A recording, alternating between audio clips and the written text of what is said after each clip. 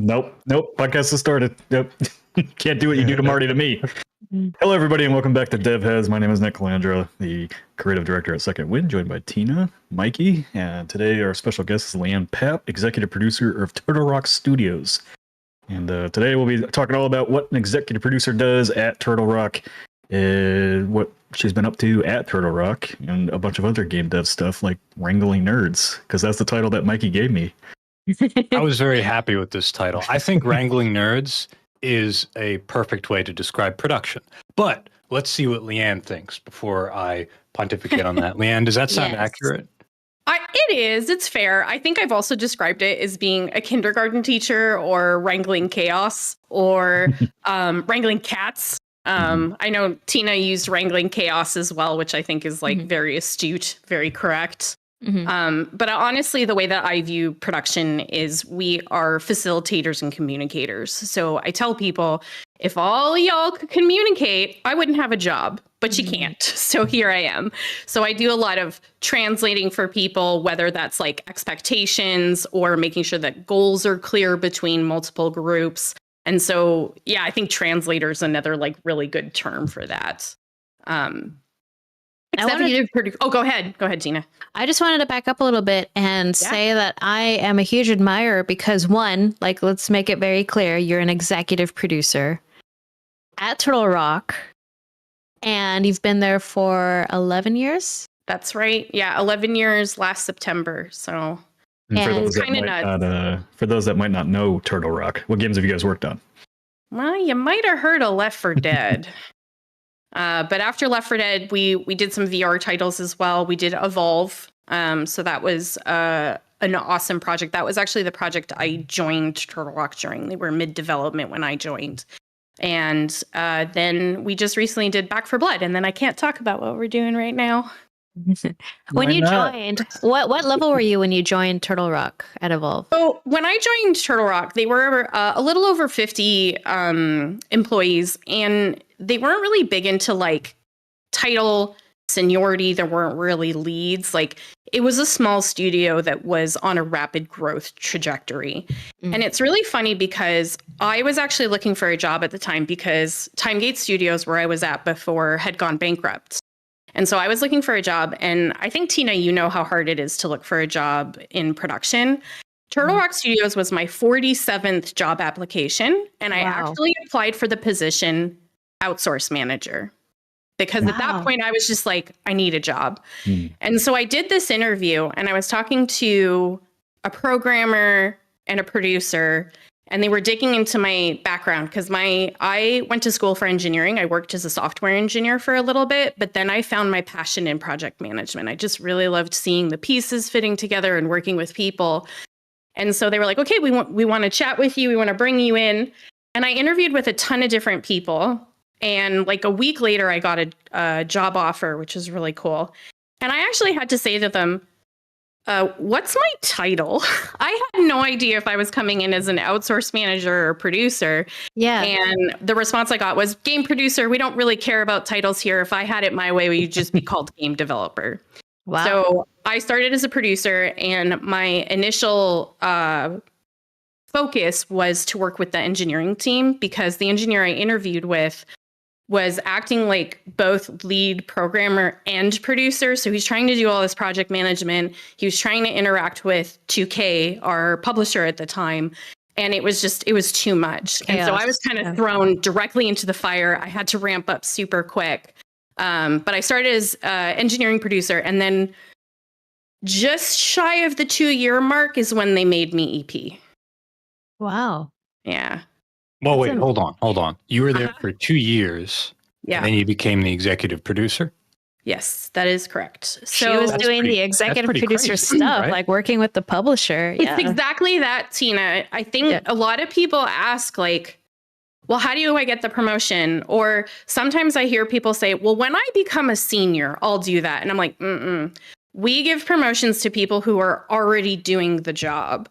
So when I was at Turtle Rock, I was working with 2K very closely. I was communicating with publishing all the time. I had helped kind of wrangle the internal tracking. They were in both Handsoft and Jira. which Oh yeah, that's is chaos. nuts to be in two different systems. Yes, And yes. so part of what I had tackled was kind of consolidating into one system. And people on other teams, art teams, started coming up to me being like, hey, what you did for the engineers, can you do that for us? And so it was very quickly that I had like the backlog for the whole project and was able to start communicating like what was remaining and how quickly we were going and things like that. So it kind of hit this point where I was talking to them and they were like, you're doing the job, so we're going to give you the title in a paper. Yeah. And you're probably doing it for a reason, right? Like you stepped into it, you stepped up, and the team needs to go, oh, wait, this makes sense. If she's cool with it, let's just give her the title. I actually feel like I understand the philosophy of like, let's just all say we're developers. Like we all wear so many hats. We don't want to create, we don't want to encourage or create politics, but there is something to be said for like clarity internally and externally when you say like, well, this is what this person focuses on. So it makes sense. Exactly. Yeah. I think it's that. I think it's clarity in communicating with someone. Like, hey, knowing if you're an audio designer, a character artist, a producer, a QA tester, that helps kind of frame the conversation, right? I understand what you're interested in. I understand what you're after. If we all had game developer, a team of 10 to 15, no problem. Like you guys can fairly easily share information, but the more you grow. So when I joined Turtle Rock, we were 50 some. By the end of Evolve, we were 126, if I remember correctly. Wow, it's like more than double. Yeah, so we grew quite a bit, and we're actually 193 now.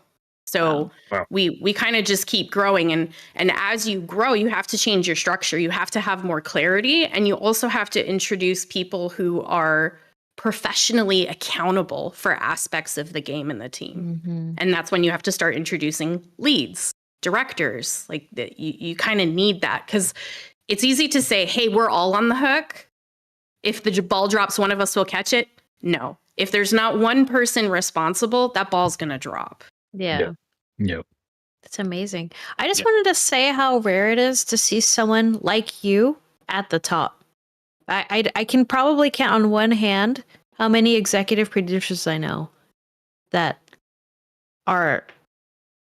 look like us, you know? No, it's a bummer. It's very rare. Yeah. Maybe you should clarify for the audience, Tina, what you mean. Okay. No. Lianne's the sun is in an awful spot. Most likely. It's okay. You look great. You look. Oh, actually, it's like it's right on your face. You it is. I'm gonna blinding this way. Lean to the side. We'll lean to the side in solidarity. It's okay. Making video games is an extremely vulnerable process. I just want all the listeners to know that. And when you're dealing with a group of men that have to be vulnerable day to day, there's always going to be emotions flying. You know, it's just par for the course. Man or woman, you're going to have some sort of emotional investment in what you're working on in a video game. Now, when you introduce a producer, I've been to a couple different studios where production is viewed very differently. And in most cases, it's underappreciated. Not only that, but it's very rare to be in a room for a AAA game and see a woman director, lead, executive producer at the very top in important meetings. And I just wanted to stress how fascinating it is to talk to you because, yeah, like I said, you could count on one hand. At least I can count on one hand how many people I know in your position. Yeah. So a lot of what I've done in this position too is like, so when you work at a third party developer, you're chasing contract to contract, right? You're looking for a publisher to work with you. And this isn't just true at AAA. It's true at every level. Like you're looking for somebody to support you, to foot the bill of actually pushing your game out and marketing it. And if you can't find that, you're in trouble. So it is also a very high stress situation and position to be in. And a lot of what we would have to do is we would have a pitch for a game. We would create a budget for it. And you had to make that competitive enough that the publisher is interested, but like high enough that you're actually able to do what you need to do, hire the people that you need, outsource what you need. And then you go into a meeting room with a bunch of execs at another company, and I can count on one, maybe two hands the number of times where I was not the only woman in the room. And that was very intimidating at first because I think, you know, you look for common ground with people in the meeting that you're in. You look for like the connection that you make, the person that's nodding to you and kind of smiling to help build you up. And you didn't always find that in those rooms. And so a lot of what I learned is to kind of look to myself for that strength or my team. And I love the people that I work with. It's why I've been at the studio for 11 years. I always say if I were to play fantasy game dev, I would put a lot of the people from my team on that game dev team. But it was just so rare. And actually, really often, if you did see women in those positions, they were in marketing or PR. And that's normally where you see them. And that's actually what I get when I go to industry events and they're like, oh, you're in games. Are you in HR? Are you in recruiting? Are you in marketing? Yeah. And I'm like, bitch, no. Like, don't assume what team somebody is a part of. Yeah. Because you also started as an engineer, I guess. I'm not in games, to be fair. I did software development, but I did have an engineering background. And I did something Tina said earlier was sometimes you join a team and the attitude towards production is maybe not the greatest. It's bad. And that might be because they've had bad experiences. They think that you're a glorified note taker and Jira pusher. And so I have dealt with a lot of people who were like, why are you here? Why are you talking to me? And it took a lot of work to convince them what the value of a producer can be. Yeah. I mean, yeah, even on the games media side, you know, I do a lot of basically producing on the back end, and even back at our previous corporate company we're at, you know, just looked at me as a nanny or a paper pusher. And then when they got rid of me, they're like, oh shit, he did a lot of stuff behind the scenes. Like, I think people just don't realize like how much stuff you do day to day as a producer. Yeah. And then let's add being not just a producer, but a female producer who did the dinner orders. Yeah. Who like set up a meeting room or something. Oh man. Not at Turtle Rock. Yeah, not at Turtle Rock. Yeah. But at my previous company, it was kind of assumed like, hey, you're gonna do this, or can you do this? And you kind of become like, it's almost like the default parent. Yeah. Producers. In games. Producers like are always like the backbone of the studio that people just kind of forget how much they do. Yeah. I always kind of thought. Go ahead. I was gonna say like I'm, you know, as somebody that is working on something and is in a producer role, I'm curious in game dev now. I'm curious, like, how has your day to day evolved as you went from producer to it is so different. Yeah. I think when I explain my job to people outside of games, I like to say that I'm a project manager of project managers.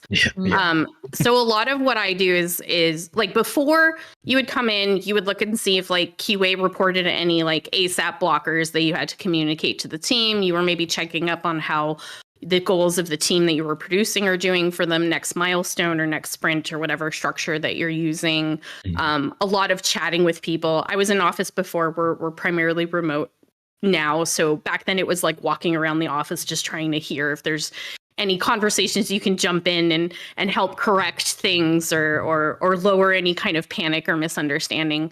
Now it's, do I have communications from Tencent that I have to address? So we are a Tencent company. So that's one of the first things I'll kind of look at. It'll be, are there any milestone approvals I need to do? So as an EP at Turtle Rock, at least, and EPs at different companies, it varies drastically, just like being a producer varies quite a bit at them. So I can only really speak for Turtle Rock. It's like being an internal publisher. So are there milestone deliverables ready for us to review that I then bring to our senior directors and go, hey, did this meet the spirit of what we were looking for or what we wrote out? Can we approve this so they can move on? It'll be reading reports or things from the production team to see if there's anything I have to dig into. Something that I try to watch for is like producers spending a lot of time with a given person or a problem area trying to see, okay, I actually don't want them spending that much time there. How do I try to resolve this situation? So my boss, our general manager, had given me really good advice like 4 or 5 years ago, where once you move into like being a director, an EP, a production director, it's less about doing and it's more about thinking. You have to be looking at what's going on, understanding, trying to look ahead, coming up with things that have to happen, and then delegating them. If you're diving down super deep, that's not a good use of your time. You need to be teaching other people how to do things. So if you like catch something that the team didn't, think about how you found it, how you got there, and then bring someone along the journey with you and go, hey, Tina, I was looking at this and I noticed this thing over here. And that said to me, hey, there's a conflict and we need to dig in, that kind of thing. That is it's that actually scene in Band of Brothers, right? When Winters is like, I want to join the assault. And his superior's like, no, you can't. You don't do that. Exactly. Yeah, you have to delegate to other people to assault down. I love that you brought up Band of Brothers. So good. I love that Right. show. I wanted to rewind a little bit for our listeners. A lot of them are gamers. We have some game developers that listen too, but I wanted to elaborate on what a milestone was. Yes. Or so, is. Yeah. Something that if you work with me, near me, you will always hear me say is everybody needs deadlines. I also like to joke, and I'm really sorry to all the artists in the world. Artists are like a liquid. And so the more time you give them, they will fill up that time because you keep iterating. And other disciplines will do that in particular. I like to pick on artists a little bit. So part of what we do is we know roughly when we want the project to come out. And that may be a deadline that was given to you by the publisher. That might be a deadline that you've picked internally. Or maybe you have a huge point of the game that you want to reach, some like a milestone. Like we want to have multiplayer working by next certain March. date. Yeah. And so what you need to do is kind of set up checkpoints. So think of a milestone as a checkpoint, and then you can be pretty ambiguous with what those goals are. So a milestone deliverable is like a goal, but you're going to get a little bit more specific with what it is. And the bigger your team, you have to get more specific about what you need out of each of those teams, because if you leave too much to kind of interpretation, thank you. You don't know what you're going to get. So milestones, we were doing them every 6 weeks. We're going to switch to every 2 months. A deliverable is a specific goal or aspect of the game that you're asking to get to a certain point. So it could be getting a tool functional. It could be, hey, I want an M4 in game and I want a shippable model that has final textures. That could be a milestone deliverable. Yeah, that's rad. As somebody that works with creatives every day, it's very hard to wrangle them to get things done. It is. Yes. Yeah. And it's funny because there's a lot of people who like to say, well, time box them. And I'm like, well, I'm not an artist. I don't know what a reasonable time box is. And that's where leads and directors come in. Yeah. Like when I think of the relationship between production and other departments, I always I have a producer who's paired with a lead. So you have a character artist lead, you have a producer who's managing character art. They need to be like this. Like they're communicating, they know about the schedule. The character artist is the one that is the subject matter expert, knows what needs to happen when. And the producer's the one that's like, ooh, that's a little too late. Or, hey, this other team's going to need it at this point. And it's kind of helping wrangle where it has to fall. Yeah, you're their best friend and their worst enemy at the same time. Correct. All the time. Yeah, exactly. I wanted to touch again on what you said before, where you helped people understand how you came to the conclusion or discovered a concern, right? Because in my personal experience in production, I've put myself in a lot of cases in the hot seat of being the bad guy to a lot of people, because I just said, hey, here's some bad news. Yeah. How do you want to deal with it? And I was talking to directors and leads, right? So I always talk to directors and leads as if they are directors and leads and they can handle this kind of conversation. But sometimes I caught them on a bad day, or maybe they weren't feeling it because they just got bad feedback on something. Mm-hmm. And so in some cases, production can fall into the trap of being the person that they don't want to talk to or that they don't like, because you are the bearer of bad news. And I feel like what you just said sort of takes that power away from them in doing that, because you're just like, here's some evidence that I discovered, and it kind of diffuses it rather than just going in and saying, we're not going to make this deadline. And here's why. You're right. Yeah. Whenever you're going to talk about not being able to get something or something coming in late, I think you always want to have data, right? Yeah. Because exactly what you said, data doesn't have feelings. Like data is data. It's something that you kind of look at. So if we're talking about something being late, we always ask, like, I always ask people to kind of like, come tell me, but investigate a little bit why. Was something more complex than we thought? Was somebody out sick? Did they not get the support that they needed? And then explain, and then come with like a proposal for how we move forward and handle that. So to show like, hey, I looked into it. I tried to figure it out. And then if you're going to a director in particular where you're going to need like a decision or a lead, I always like to come up with a menu of options. Because if you go to someone with, I have a problem, and you stop there, they don't know how to handle that. That's frustrating. You're putting all of that weight on them. And so that's why, you get that kind of reaction. But if you go to them and you say, I have a problem, here are some options. And these aren't our only options, but these are the ones that I think are reasonable. And I recommend B. Yeah. Then you are inviting them to go into problem solving mode as opposed to like problem reacting mode. Which I think is really critical. Yeah. Yeah. One of the things about production, it's probably like, I feel like to people who are not in game development, production is probably one of the most relatable aspects of game development because it's just about organizing people. And as you said yourself, Lianne, like communicating effectively.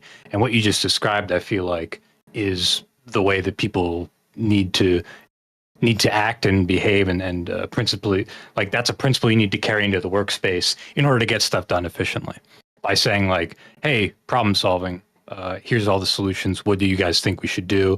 Yeah. It's that part in TNG. I'm a Star Trek fan. I'm a Trekkie since COVID, where Patrick Stewart says suggestions and asks everybody for suggestions, right? That's what I think a good producer and all the good producers that I've worked with will do. Or if it gets bad enough, they just say, look, sorry guys, I'm going to do it. I'm just going to say what we're doing. And here's what we got to do. Knowing that it might get flack, knowing that it's going to suck, but also understanding that we're going to trust them enough to think, well, it must be pretty bad if they're just saying, let's do it. Can you guys hear Lianne? I can't hear. No, did you mute your mic on accident?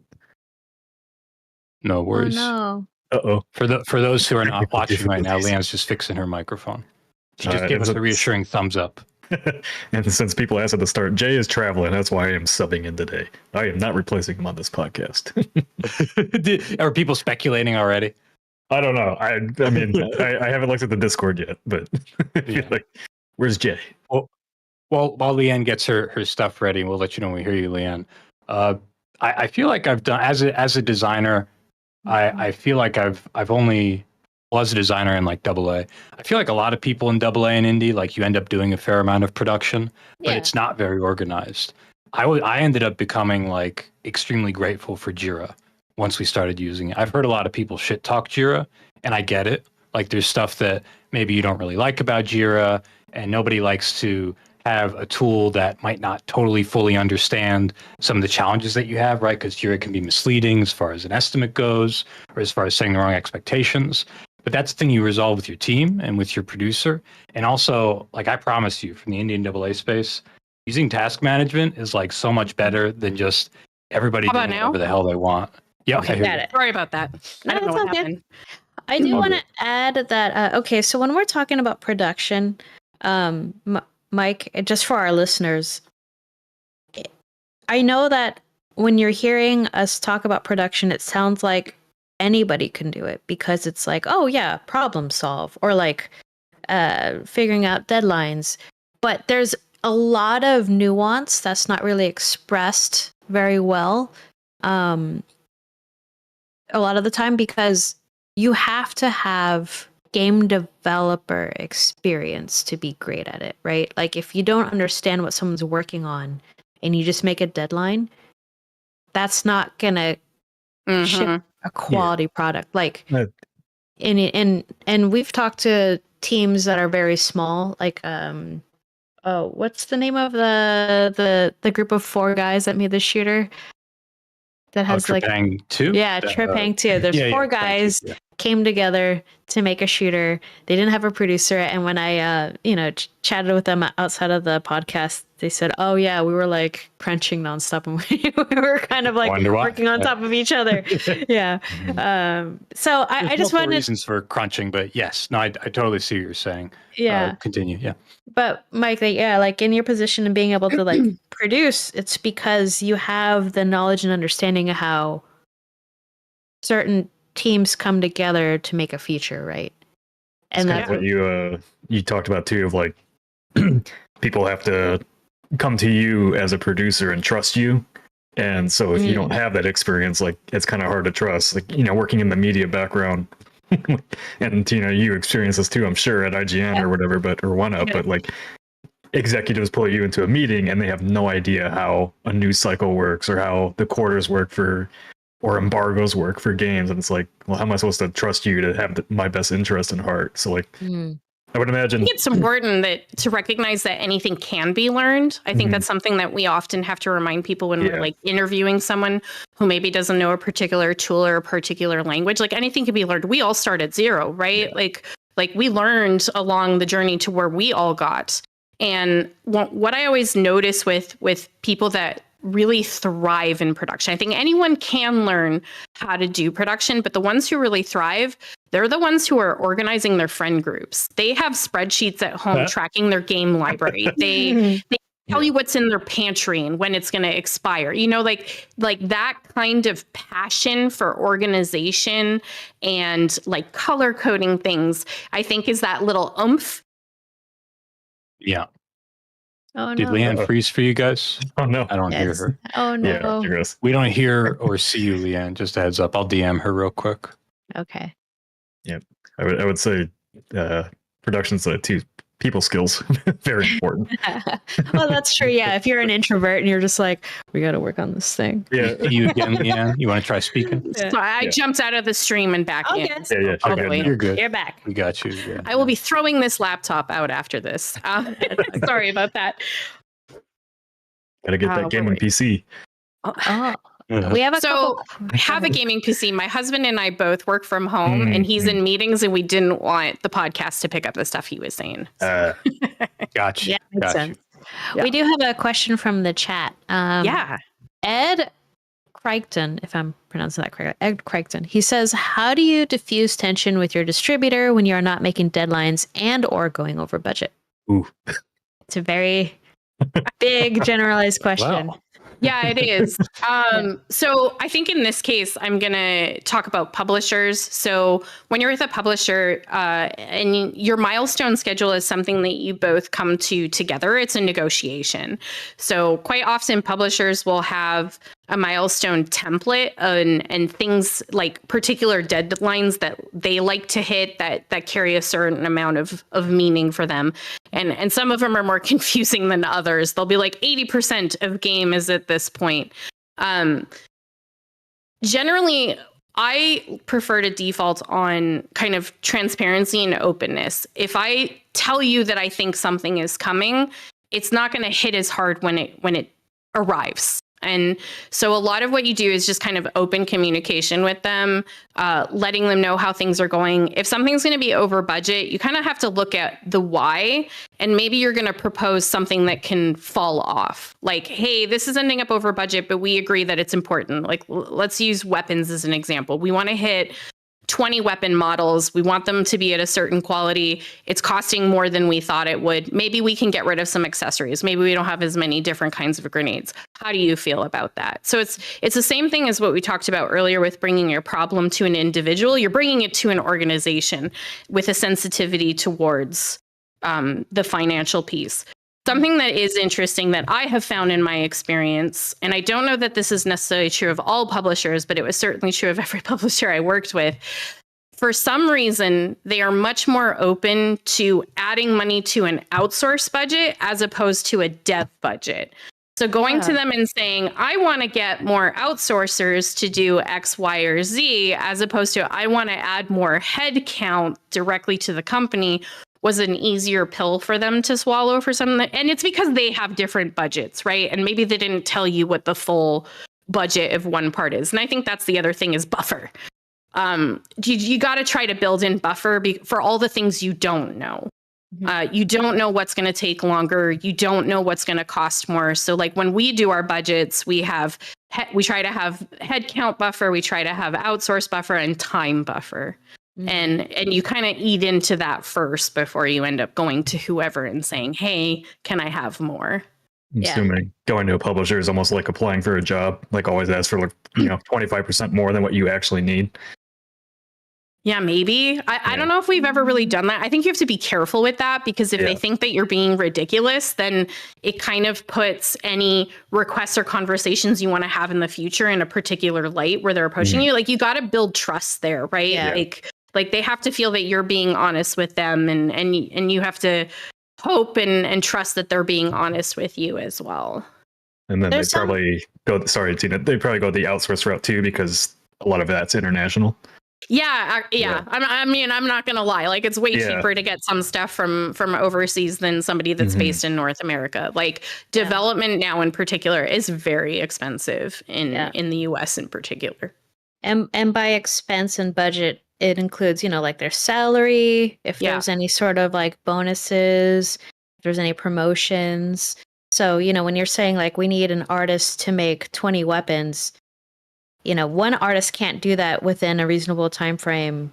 Like you can't do that in a month, just for the listeners to understand. So you would hire a couple people to make an 20 weapons to meet a deadline. And that costs money, right? When you're hiring people. And I guess I kind of understand what a publisher's thinking when you're like, oh, here's some money to outsource. Because when you hire outsourcers, it's a contract. So there's like an end date. Yeah. Yes. They're not headcount, which means you're not giving them health care. You're not paying for the, to have that person on the team as like a permanent or as permanent as possible employee. So it's easier to like hire contractors and then say goodbye to them when you're done with them. And I'll be honest, like even when it comes to like headcount requests internally, something I like to validate is it a short-term need or a long-term need? Because I don't know if you guys remember, but like 10, 15 years ago, the common thing to do in games was to hire up and then you shipped your game and you laid a bunch of people off. And now we've been seeing a ton of layoffs for the last year, but it's not at the end of a project necessarily. But back then that was the practice. And I hated it because I very distinctly remember at my last company at Timegate Studios, they're no longer around anymore. They would hire up QA. We would finish the project and then they would get rid of everyone but the lead. And that set us back so far because we had to rehire and reteach. And something that's not quantifiable is what does it cost to onboard somebody to your team? Yeah. Like it's a high cost. Like there's a lot to teach them. They have to learn the language you speak.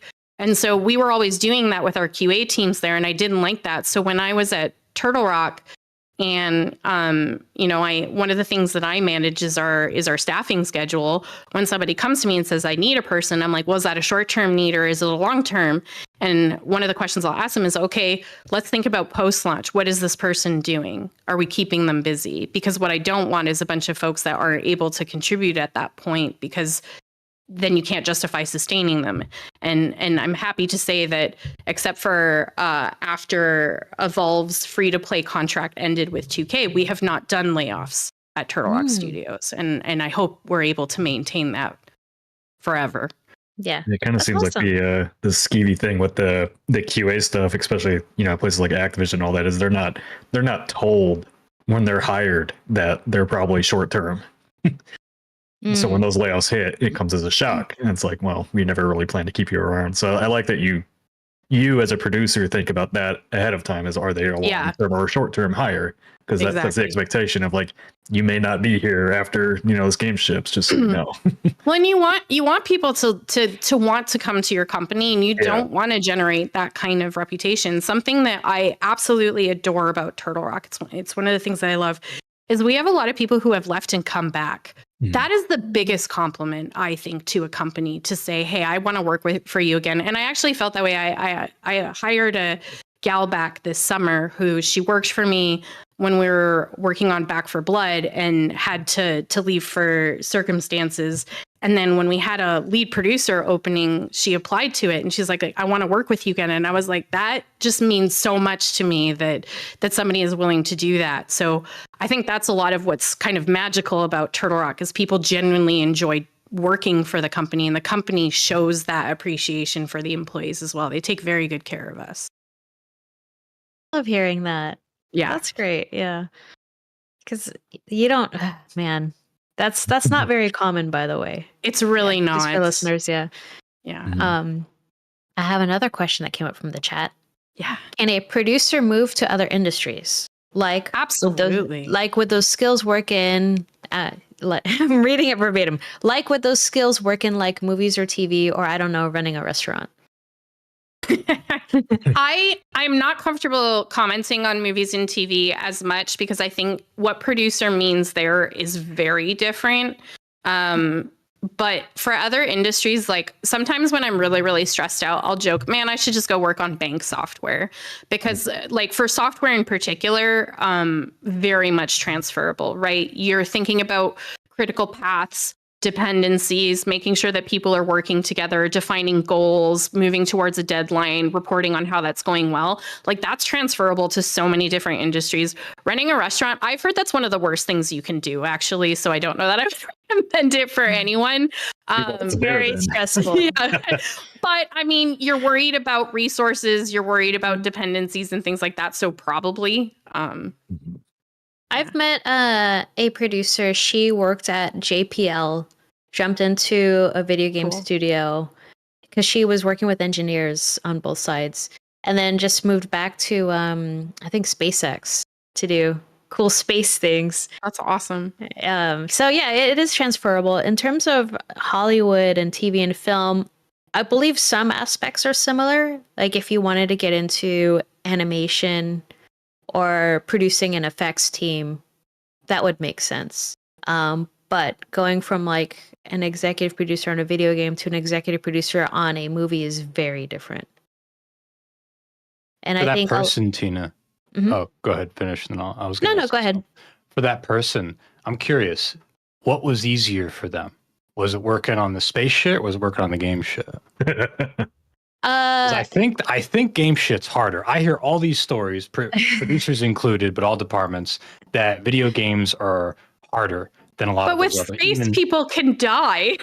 That's true. Trying to go morbid. stakes No, are no, much you're totally higher right. in Yeah. The stakes I are much frequently higher. remind people, true. like, we work in video games. It's not life or dead. Can we please just take a chill pill and calm down? Yeah. Exactly. But it is Which stressful. helps us get to the right place we need to get anyway when you said Yeah. people like that. So it's good you do that. But Tina, what did this person say? Because that's just my suspicion. Yeah. Despite Okay. the stakes being higher. So it's very nuanced because I did ask her this question too. It was easier in terms of scheduling and tracking space projects because the government is very like on you for very specific details about milestones and where money's going. Like you can't F up a space project's budget. You just That makes can't. sense. Right. So the accountability, you're saying, Yes, there's Elon a, Musk. people straightened everybody out and made them go, oh, fuck, we better make sure. yes. Which I guess does force like nobody's leaning back in their chair and being like, well, I'll go MVP with this one because A, the government, B, someone might die. Yes. You can do that in video games, Yeah. which happens Uh, sometimes. Mike, I have the I game feel for like- you if you want to test that theory. Yeah. Shit, I literally just looked. Wait, what? Where is it? Kerbal Space Program. If you want Ah. to be Rocket Baker and a space guy. Yeah. Yeah. Yeah. Well, I part of why I asked that question is I just feel like it's not so much that like space would be easier than making a game. It's I feel like a lot of the things that happen to game developers, there's a tendency to try to make things work with not a lot of money. And I wonder if it's the same in space, or do you have the money and you have the budget to hire all the people that you need instead of what happens so often in game development, all the way from indie up to AAA, where a person ends up doing way more than they should be doing because they just can't get the money to hire. Because you have that government assistance when it comes to spaceship, right? And you have more precedent because we've been doing space shit since the 50s. You know, it's I don't know. That was a part of why I asked. Yeah, just to deviate From a the little bit. circumstance. Yeah, and to pile onto your comment, Mike, the government's more willing to throw money at a contractor for space stuff than they are to a lot like of stuff. give more money to NASA. So that's a We're- commonality, I guess, with video games. Yeah. But You also can't really do multiple disciplines if you're working on a rocket, because if you put somebody in charge of electronics on a rocket, you're probably screwed that if they don't know electronics.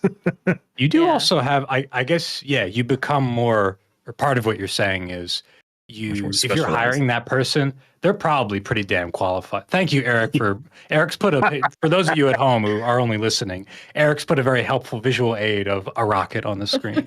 Pretty sure that's Kerbal Space Program. Oh, is that Kerbal? Let me zoom in a little It bit. might be. amazing. Okay. No, I see the 3D-ness to it. Yeah. What was I saying? Yeah, like when you're hiring people at JPL, like they're pretty damn qualified. I can understand, broadly speaking, like zooming out here, macro, you could end up hiring a lot of people in roles in game dev where like they need to learn a lot and they might not, like there's a ramp up period and there's the ambiguity and fog and like the loss of meeting milestones or deadlines as a result of that. But it's okay because the stakes aren't high. You can't really have that in space stuff. No. Anyway, that's just my suspicion. I don't know anything about space. I think I can circle this back to video games though. So do it. I think the important thing with like space development is like you have checks and balances between the different roles. And I would argue that that's important in games as well. And this is where I have opinions that some people might disagree with. One of the things I really don't like is when I see somebody who comes forward as I'm a producer designer. To me, on a large team, that is not a role that you shouldn't be trying to fill both of those roles, because in my mind, design and creative's job is to ask for more. I have ideas. I want to make it better. And my job is to say, whoa, dog, you got to slow down or we're out of time. And if I'm the person who also has a pet feature, who is designing a thing, I'm going to bias towards the things that I want to see in the game. And so that's where I kind of see that those two roles can't exist together. The process is exploited. Exactly. I've very directly experienced this, where being on a AA team, you run into situations where, kind of like I was saying, you end up doing some production. You might not do it as well as a producer would do it, or even just any person just dedicated in the role. You've got two knocks down, right? Like it's already going to be worse for two different reasons. But you kind of have to do it because you got a ship and you are in the curse of AA where you have a little bit more money and the expectations are a little higher, yada, yada. I've worked with someone where they were doing production work, but also doing the design work, and you could easily get into a conversation. This isn't out of defensiveness of my own ideas. This just happened where they say, well, no, we can't do that. We don't have the money. Or we don't have the time. And you go, well, hold on. Like I looked at Jira and we have this week, your feature's there. Are you saying this because you don't like my feature, or is it because we don't have the time? Because it's there. I see the space. And that's always a very difficult, you could even describe as awkward conversation. Yeah. And that's where actually as an EP, I have to be careful with expressing my opinion or giving feedback, because what I recognize is in my position, I carry a certain amount of weight. And so a lot of what I'll do is if I'm not sure as to whether or not that feedback should be shared because it could send people in the wrong direction, I'll hit up my directors on the side and be like, hey, I have some feedback. Please tell me, like, feel free to tell me to go away. I'm wrong or not to share it. Because of exactly that. Like you Are you have to talking be so about careful. creative feedback? Or Yes, correct. Okay. So something at Turtle Rock that's really important to us is playtesting our games. We try to get them playtestable very, very early. And we hit a point where we playtest it every day. Because like I've talked to people at some studios and they're like, yeah, we playtest often. And I'm like, oh, how often? Every 2 weeks. That ain't often. It's a big ask out of our QA team, but like we have nightly builds. They take a look at them, if they evaluate if it's playtestable, and then we encourage everyone on the team to give feedback. We have a feedback form in Slack that they fill out, design and create. All sorts of people like reading it, and people have to learn how to ingest and react to feedback there, and that's where sometimes I'm like, I'm going to be a little careful with what I put there. That's true, man. That's true. You almost is one of those things. Go ahead, Mike. It is. I was just going to say, you because of your position, you specifically shouldn't, and that's just how it has to be, like organizationally. Like specifically, shouldn't give creative feedback. You correct, yeah. Like it could be distorting. If I'm understanding you right, that's like what you're describing. I think it's more you have to be careful with what feedback you are giving. Like I think going in and saying, hey, I'm still struggling with the controller, it doesn't feel good. Like you need to be able to say that kind of thing. But like, hey, I think this model should be purple instead of pink because purple is my favorite color. Not great feedback to be giving. So I think it's more the higher you move up, the more you have to understand the impact of feedback that you give. Yeah, and be discerning about it. Yeah, it was like feedback is one of those things that you have to find a way to word in a way that like they hear it, but it doesn't feel like they're being criticized. Oh yeah, yeah. I always like to refer to Reddit feedback. Like you shouldn't write it and like whoever came up with this should get punched in the face. Yeah. Like no. The Reddit feedback. Oh my god. That's good. And like never ever use the I don't want to offend you, but it's just like, give me the feedback straight and tell me what you're thinking. Yeah. Because I had a boss once that was like he would never use my name, and like feedback is like one of those things that's like super nuanced because like I had a boss that would not use my name. He would just call me dude or bro, and it just like as somebody that's in that role, it's like it feels condescending coming off that way, and like that's it does, doesn't it? Yeah, I'm hearing it in my head. Wait, sorry, just so I'm sure I'm hearing you right. Yeah. You're saying like instead of the beginning of the sentence, Nick, I think we really need to work on so and so. He would say, dude, we really need to work on so and so, and that does sound a little more condescending. Yeah, because it's like it's not addressing you; it's just like you're another person, basically. I guess. But we also use these words, dude and bro, as like not, I guess, interjections. I forget the term for it. It's but like, it's informal. Bro, like yeah, it's informal, but also it can be like it's like an exclamation sometimes. Mm-hmm. So that kind of adds a little bit of fog where it sounds like he's annoyed with you or he's being condescending. Yeah, I think that's like probably the hardest thing of probably being a producer. Not that I'm on a game dev side, it's just communicate, especially nonverbal communication when you're just doing it over Slack and stuff like that. Like people can read things in so many different ways.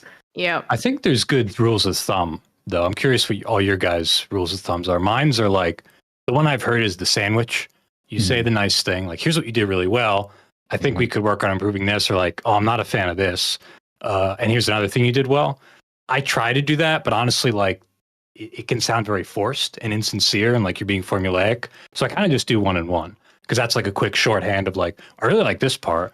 Could we work on this a little bit? And that kind of insulates you or insulates the person, I find in my experience, from being like, oh, this person just hated what I did or they're offended. I'm going to reject it. Because, as much as we're talking about production, which is, of course, where this is relevant, being a designer or like a lead designer, giving that creative feedback is like super critical. And you got to do it in the right way. But I don't know. What do you guys think? How do you guys like to give feedback? I think the important thing is staying focused on the work or the result and not the person. Because if the person feels like you're criticizing their skill, their decision making or anything, that's when it starts to get too personal and they might take it the wrong way. So being focused on, hey, you made this change was made and it resulted in this, and this is why it's the problem. So trying to make sure that you're framing it as that, I think, is really important. The compliment sandwich, I think, is the term for what you were describing. I go back and forth. I think really what you have to do is get to know the person and what they like, because there is a class of person that will hear the positive thing and only they'll only pay attention to the last thing that you said. And so they're going to be like, oh, he thinks I'm amazing, and completely forgets the feedback. And then there's the person who, and I'm actually one of these people, it's something that I've been working on for myself, is I only hear the negative. And so an exercise I was given was, hey, make sure to write down the positive stuff when you hear it. And what I realized was it happens more than I thought. And so you kind of have to figure out the person that you're working with, what kind of communication they need. And that's one of the hardest part of being a producer. I think one of the most dangerous producers are the ones who are like, I have a silver bullet. I know how to manage everything. I'm going to work with everybody the same way. When you actually have to personalize it to every single developer you're working with for them to trust you. Even on a high level by department too. Yeah. Well, I actually think one of the dangerous things is when people go, oh, all engineers are the same. They are so not all the same. Yeah. Everybody is different. Yeah. Even freelance writers are like that.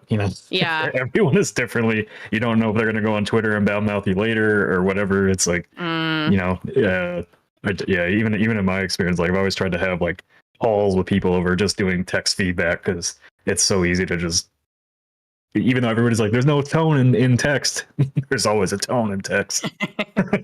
In my experience, when we're talking about feedback, I think not only providing feedback is, essential to the quality of a game, but also mediating as a producer the feedback that's being given in a room. I've found that there's particular parts of a game that get a lot more feedback than others just because of the sheer simplicity of being able to give feedback. For instance, art. Art is very easy to critique because it's something we all see. It's something that we can all visually understand. We could look at a code base in a meeting and everyone is not going to be able to chime in and say like, that looks bad, or you know what I mean? So, I feel like writers and artists are probably some of the most vulnerable group in effects. So, trying to help keep things respectful is a challenge there. Do you like to do the kind of invitation where you say, okay, this part, nobody's giving feedback about X. What are we all thinking? Is that something that a producer sometimes does? It depends. I think you got to take the room in and what's going on, but definitely mediating is like a skill set that a producer has at a certain level too. To get into specifics, I remember everyone chiming in about skins, character skins. And I think that could be a very touchy subject for artists because when an artist creates a character, they have a very specific vision in mind. And in a lot of cases, microtransaction skins can just wreak havoc on that vision for an artist, right? So it's like, you put him in a fucking snowman costume. Like, I hate it. Look at Team Fortress 2 or something, right? And the consistent, clear art style at the start of the game. And you could easily argue, not everybody would agree. Some would say like, oh, it keeps the style. But so many of the cosmetics break from that and look very different. What were you going to say, Nick? Hunt Showdown is going through that right now because I think they added in the Scream character model into the game. And it's got that game has a very, very distinct aesthetic. That surprises me. Yeah. And so they're Ghostface? Yeah. I think Ghostface? Is that what it's called? I don't know how I feel about that. Interesting. Yeah, neither do the communities. I think there's a thing too where when you first come out, I think you want to stay really, really close to your original art style, your world building and all of that. But the longer that you're out, I think that's where it starts to loosen. So my guess is for Hunt, they probably figured, hey, we're far enough from when we launched, having that sacredness around what our style is starts to kind of go away. Because I remember so many games, they add something like completely ridiculous and it just suddenly like a bunch of people start playing again. They start picking it up, even though you would have never wanted to see that there at launch. Yeah. There was an old game that it was MOBAs were exploding. It was Super Monday Night Combat. And they added a rubber ducky waist floaty that your character could have. Yeah. And I remember when that came out and a ton of people like rushed to buy it and wear it. And you saw it everywhere. It was so ridiculous. So while we're on that subject of player feedback as an executive producer, like how much do you pay attention to that online? Quite a bit, especially once we go live. I'm somebody in the past who has tried to be active in our Discord. I'll go through our Reddit, different social media, and definitely the different social media platforms have different tones of engagement from the community. But I like to, and a lot of what we would try to do is you look at what people are saying, and then you look at what the data is saying. Mm-hmm. So I've talked to folks that worked at studios in the past where they would only balance and react based off of data. We liked to mix the two together because if somebody's saying, hey, the MP5 is like really, really powerful, it's too strong, it's overpowered, it keeps kicking my ass. And we look at the data and we see that it's actually not, that it's actually pretty even. We then ask ourselves, okay, why do people feel that way? Is it the audio? Is it punchier than it should be? Is it some form of animation or a hit reaction that's happening, and then we might tweak that. So player sentiment feedback, very important. And for me, usually what it is it triggers an investigation. So I might see something and I might go to our design director and say, hey, I feel like I'm reading a lot of people complaining about this thing, this card in Back 4 Blood. That would often come up. And he would be like, okay, I'll look at the data. We'll talk about it. And sometimes like, it's a non-issue. They're just mad. Or, oh yeah, we're going to dig into this. This is what we have to happen. And you have to look at both because like they're both important. Yeah. I've done a lot of that with. Oh, go ahead, Nick. Yeah. I was just going to follow up. Do you find it's hard to, as a producer, like, those developers are looking at that feedback too, and sometimes you get really focused on that one comment, and it's only by one person who's like, I gotta fix this, and you have to come in and be like, no. Yeah, there would be a lot of conversations, and I think generally what I would try to do is see, is it just that person, is there consensus around it, and then because quite often, sometimes that would happen is like the game would just come out. You would see a bunch of player feedback. We got to do a hot fix. We got to rush a balance change. And I'm like, okay, hold on. We have one coming out in 2 weeks. We can include your change there. And then you can make a post to the community saying, hey, this change is coming. And that was like kind of a good, like, Tina, you let them know it's coming. Yeah, exactly. I just gave like a verbal reaction or a visual reaction to what you were saying because we didn't touch on live service. Being a producer for live service is a whole different beast. It is. It is gnarly. Yeah. so for Evolve, I did a lot of that. And we hired someone for it, and it is very tricky, right? That balance of like, what do you call for an emergency patch for? What do you not? And I actually think one of the hardest problems for our industry right now is in this world of live service games where people eat through your content super quick and want more. Like, how do you make sure that the post-launch of your game is something that is sustainable and tenable? It is a hard fucking problem, my friend. You know what? I wanted to say, like, so there's this whole group of young people that grew up with Fortnite as their one game, right? Yeah. And the updates and the amount of updates they got and the time they got them is fucking it up for the rest of us. They killed that team too, right? Yeah. Like if and this is like hearsay, but if I remember correctly, like Epic started 1 week or 2 weeks off in the summer, and it was because the team was like crunching all the time trying to get stuff out with their seasonality. And that's not something I'm interested in. Yeah, I just wanted to share like the chaos and expectations that were now set with this young group coming up in video games are like, I want a new update to my game that I play all the time in the next 2 weeks, or it's like it's taking too long. And it's just fascinating. Like, I don't know what the cascading impacts will be on live service for the next decade because of this and like the amount of content. Oh, I think it's already happening, right? Well, yeah, I think you've already seen it. We're starting to see it, right? Yeah. Helldivers 2 has really gone through that because they had a lot of updates like right at the start, and now they've slowed down as they've tried to make them more impactful.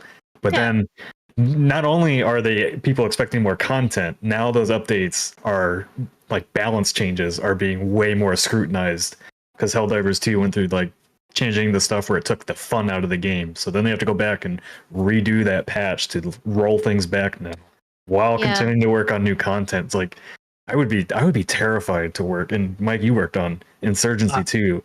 I would be terrified to work on a live service game because it would just feel like there is no pleasing anybody on those things. I can't share all of my experience with this one. I'm smiling knowingly because of like I've been involved with projects where like I will basically say, guys, slow down.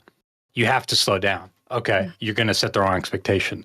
I do see, Tina, your point about how you might be setting a broader, like, industry-wide expectation. I think the one thing that kind of helps, I'll use this word again today, insulate us from that is, like, every game has its audience, and a lot of the people that are on Fortnite aren't necessarily the same as, like, a game like I worked on in Insurgency. So, like, there was a little bit of understanding. And I think gamers finally are understanding also, like, we just don't want to play broken stuff. So, like, take some time. But that being said, like, putting stuff out even like once every quarter for every like I remember we tried to do like once every 2 months, and it sucked. And once every 3 months was tough too. So like 3 or 4 months, that was where we ended up. And you if you set that pace early, I find, then players kind of get it. And also like the value of something coming just regularly is really high. And like whether that's 2 or 3 new weapons, just do 2. People are still going to be pretty excited by 2 new guns. So when I looked at, I could say that, like when I looked at Helldivers specifically and saw all the shit they were putting out, I was thinking like, fuck guys, slow down. Like we're already so elated and everybody's playing. You guys knocked it out of the park. Like it's a great game. You don't need to go crazy. Spread that shit out and then like put in a balance patch here. They spend a little time and look like, there's nothing that's going to say like this has to come out now. Like your artists are never going to be twiddling your thumbs. Just work on the next one for later. Build buffer. Lianne, you talked about like buffer in budgets. Why not buffers in time? Like, let me get a few weapons and put them in the bank. Had your perspective. Say it again. I wish everybody had that perspective because it unfortunately isn't the case, right? There's a lot of pressure from publishers to get much more out because it's all about the retention. It's all about how many times people are logging in. Exactly. And so 9 years ago, I think live service was a hard problem. And that was when Evolve came out. Now we have cross-platform. And I want to talk a little bit about what that means. So releasing on Steam is actually really, really easy. And like kudos to Valve for this because they kind of like, it's up to you to fuck it up. Like you can just push a build live. You can do stuff. There's no certification that you have to go through. Whereas when you're on a Sony platform or a Microsoft platform, you have to go through certification. And even then, the time it takes for each platform is different. And so when you want to be a cross-platform title, which Back 4 Blood was, you have to factor all of those timelines in because you want PC to continue being able to play with Xbox and with PlayStation. And so how fast you can be is affected by the slowest platform. Yep. And so that was something that was very real for us. And I think Microsoft and Sony are aware of that and they're trying to fix that, right? They're trying to address it and they talk about that a lot, but we're not there yet. And so I want to be like, it'd be cool if we could be super nimble, but you actually kind of can't depending on what your patch is. Now, if you're really savvy and you set up this amazing online infrastructure and all of your balance data comes from the server and you can update that with updating clients, you're in a golden spot. But like nobody does that. Like, and so that's where you could do balance changes as opposed to balance patches. And I think you can do that in an emergency case, maybe depending on how you set it up. But generally the other stuff, like it's hard. Now, to your point of like releasing little bits of content, something you can do, and I think the community isn't always on board with this, is you can kind of pre-seed content with a patch. So you could put out a patch that has content that is not immediately available, but then at some point in the back end, you switch it on. But people on PC, data mine it. Yeah. And then they get mad at you. And then it's just, you're kind of in a you can't win situation, it feels like sometimes. So you kind of have to ask yourself. And I think Helldivers sort of decided this, like we're okay with people data mining. You'll get excited and then it comes on later. And that's a decision you have to make. Right? Yeah, I think so. People were using the mechs before they were officially out. Exactly. Yeah, I remember that. It might have just been because everybody was so elated and happy with the game that they were okay with it. Like I think what you're describing, that's true. Like it does probably hold up. It's one thing to be like gamers are more okay with, okay, well, if they're going to wait because the weapon's not ready, then of course take your time with it. But if it's sitting there, they don't understand the value of deliberate content marketing, I guess, of like, well, we have to space this out. Like it's too abstract and strategic for I think a lot of them to get that.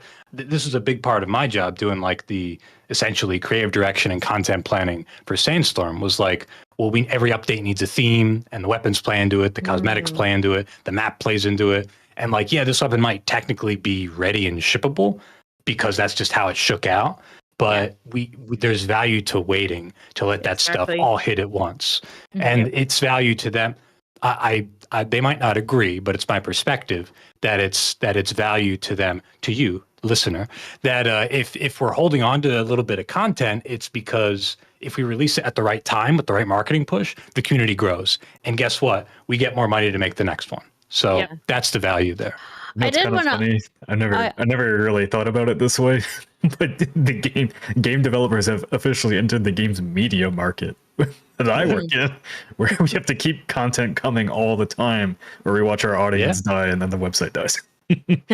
Yeah, I wanted to bring this back to production. Live service as a producer can be like playing 3D chess, in my opinion, because it gets so much more complex to schedule and track what's going on. So you have the game that's live that people are playing right now, but then you also have to keep track of what is coming out in the future and when, and where that lives, and making sure it comes out at the right time when it hits live.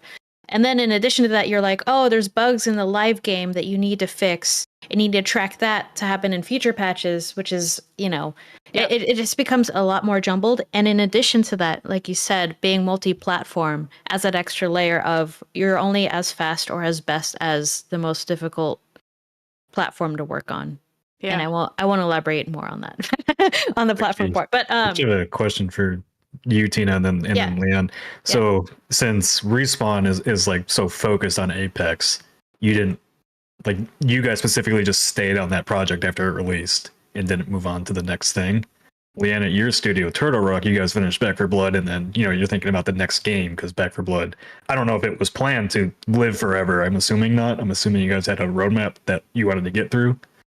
We had a year of post-launch that we did with Back 4 Blood, and then whether or not you do more depends on a lot of different factors. I can't speak to what led to kind of our decision making, but the kinds of things that factor in is, does the publisher want to keep paying for it? Is there hunger for it in the community? And you kind of need the stars to align to be able to keep doing all of that. But as you're approaching being done the game, like, you have to start post-launch content before. And so part of the problem as a producer is, and Tina nailed it calling it 3D chess. I have to figure out how I make sure the right people are making the game as awesome as it can be for launch, but also that the right people are starting the post-launch content so it doesn't fall behind or and lands right on time. Lands on time. And so, one of the things that helps with that is the idea of triaging. I think generally people think of triaging with like hospitals or times of war, but we utilize it a lot in games for finalizing or deciding what it is that we have to prioritize. So things like live bugs, they get triaged. We take a look at them, we evaluate how important they are. You might ask customer service how often it comes up in tickets, and you're choosing when it is that you're going to get it done. And like, once you've chosen when you want to get it done, you are then subject to the developer's ability to resolve it and how you want to resolve it too. There's not always just one way to resolve a bug. And quite often when they can resolve it is what determines when it comes out. And then with content, you're trying to figure out, you're looking at your tail end again, going, okay, a map takes roughly X months. So if we start it here, it'll be ready here. And then we have some testing time and we can put it in this patch. So there's an awful lot that has to happen. If you look at work in source control and use Perforce, working in branches helps that a lot. You maintain one branch that's your live. And what that is it's an exact representation of the code and data that is live, so that if you do have to do an emergency fix, you can go in there, do it, create a build out of there and send it out. Then you have for us, you have what you're trying to finalize, and then you have this is dangerous development over here. Don't mess with future it. Shit. Like, you don't even want this out. It might not come out. Yeah. Are live service projects like a good way to train up producers though? Because like, if you do put them on those those additional or the post content, it's like a small contained thing to start on? Love that question. I really like that question. fire. Yeah, It is. a little bit. It is. But you're not wrong, right? Because it's a more straightforward problem, I would argue. But that straightforward problem doesn't mean straightforward answers. Right. Yeah. I think that something that a lot of people on our team have learned recently is, especially in a remote environment, is I personally think that finalization and maintenance of a product is the easiest. I'm putting this in air quotes because it's still very challenging. There's still very high pressure, but it's like, make a decision, get it out there, like solve the problem. Whereas pre-production or the concept phase of your project, I would argue, is very difficult for producers because that's a lot more of exploration phase and finding the fun. It's a lot more squishy. So if you're somebody who's a little more regimented, that's why I like finalization and post-launch. Like for me to like my personality type, I like that. It's like solve the problem, move on. Like next problem, next problem, I would go one step further. I don't even think it's your personality, even though I'm not a producer. Yeah. I think that most people would agree with you. Maybe Tina, I don't know how you feel, but like it's so nebulous in the beginning. How do you know what you need when you don't even know what the game is? But when you get to a post-launch stage and you fall into a rhythm, it's like, all right, well, we're doing this much of X category, this many weapons, this many maps, etc. I do think it gets easier at that point. That's fair. The game is known at that point. Yeah, and the game is known. For at least training up a producer, like at least the scope of that project is manageable. I think I might be like the crazy one here because I love pre-production a lot. I do. Like, Tina? Because my excitement comes from inspiring people to just start momentum, right? And protecting that momentum, no matter what it is. And being able to navigate that nebulous place. I found that like live service has prepared me in a really bizarre way of working backwards, right? So when someone says, I want something, I'm like, okay, here's all the parts that are needed to get it done. I need to make sure that I keep that in mind while someone's talking about the idea from day one, right? Yeah. So when we're in pre-production, just spitballing ideas, I'm like, okay, I'm keeping in the back of my mind that this crazy feature that they want is going to contain a lot of networking code, and that's going to be like a long time to like test. So I'm going to keep that in my long-term roadmap. Right. And I just get excited by that because even though it seems like there's nothing really to establish milestone wise on paper, you're starting to create like the plan for the long-term project. And so much can change that I feel like that's the exciting part for me. Being able to say like, you know, we have a deadline in a month and we have these goals to hit, like that's cool. But it's I guess for me, it's more about like, the crazy twists and churns is what excites me. But I think like, in a masochistic kind of way, right? To Nick's point though, I'm not disagreeing with you. I agree with you that it's the most exciting, but to Nick's point, that is a hard thing to train a producer on. They don't know how to recognize what needs net code, gameplay, and all these things. But finalizing a game, this is a bug. I have to make sure it goes to resolved and then closed is very straightforward. Yes. And I would argue that like something I prefer for pre-production is people who've gone through that finalization because they also know, hey, I have to give you the spacing and encourage you to innovate, but we also have to hit a point where we just start working. Oh no. No more work. Oh no. What was she gonna say? We asked you, Lianne. Tina pros. Tina, with your production work, you kind of sound like me because it sounds like I don't know how much you write stuff down, but everything goes into my head and it becomes like a little spider web. And then I'm just like, I gotta do this and this and that. I feel like that's you. I feel like you like controlled chaos. I love the chaos. Okay. That's right. I think we got Lianne. Production too. Yes, I'm back. Okay. Pre-production was actually one of the things that was my strength. In my last company, I didn't get to finalize some of the projects that I worked on because they wanted me to kickstart the backlog, define pipelines and things like that. And I agree with you, it's most exciting. But it's a little easier to just finish it. Oh yeah, absolutely. Yeah. I think you're right though. Yeah, I wouldn't want to put like an entry level or mid-level producer on pre-production to be like, have at it.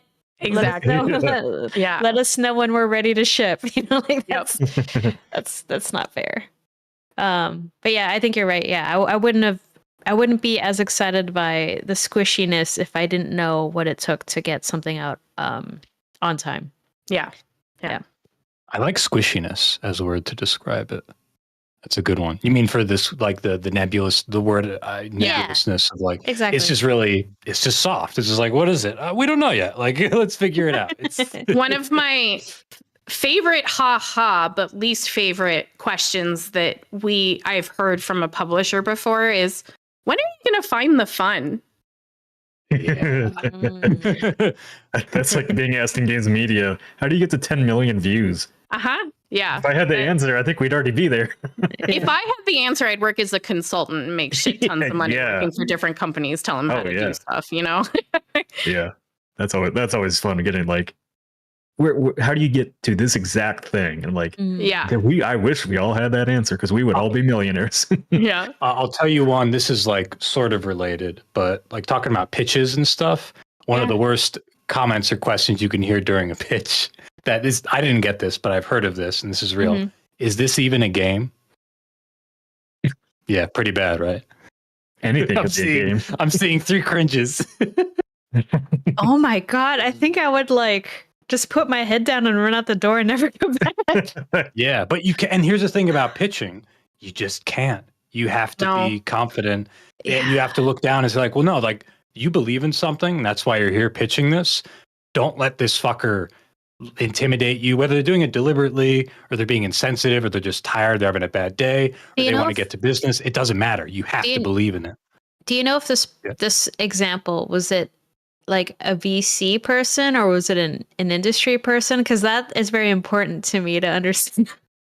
I can't share that, but I can say that you're right that is relevant. Like that's super important. You can have like for people who are like listening, I guess like money comes from all different kinds of places, and it's not necessarily people who understand games development. Yes. So you're right. I should give that context. It's still a pretty shitty thing to hear, though. It is, like if I was standing in front of Kojima and I was like, "Here's my game," and he's like, "Is this even a game?"